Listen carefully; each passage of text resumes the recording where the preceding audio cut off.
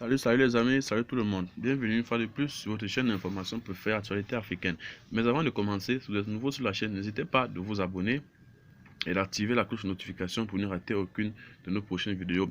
Eh bien les amis, aujourd'hui encore, faisons un petit tour du côté du Cameroun pour, n'est-ce pas, déguster la quintessence de l'information selon laquelle la recherche des journalistes algériens au Cameroun aurait été arrêtée. En réalité, les forces de l'ordre du pays ont pu mettre la main sur un des agresseurs des journalistes algériens à Douala, présent sur place dans le cadre de la Coupe d'Afrique des Nations CAN 2022. En effet, les forces de sécurité du Cameroun ont réussi ce lundi 10 janvier 2022 à arrêter un des criminels qui serait mêlé dans l'agression à coups d'armes blanches des 3 journalistes algériens qui se sont rendus à Douala pour couvrir l'événement sportif le plus important en Afrique, soit la CAN 2022. D'après ce qu'a relevé le quotidien ENA,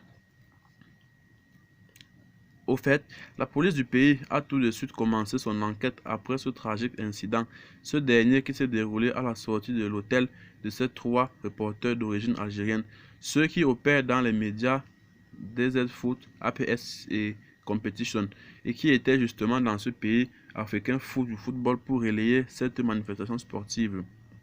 Cela dit, ils ont été victimes d'une attaque par une bande de criminels munis d'armes blanches.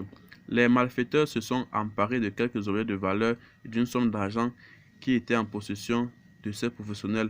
En sus, ils ont frappé 2 d'entre eux à coups de couteau, leur causant quelques blessures superficielles. CAN, l'agression des journalistes est en pleurs.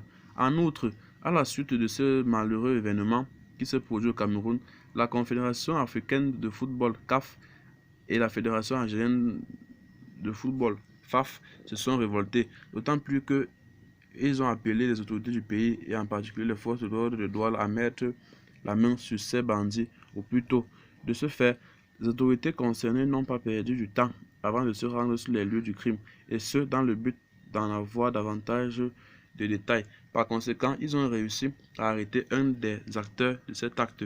Celui-ci apparaît dans une vidéo en pleurs, essayant d'implorer la police du pardon.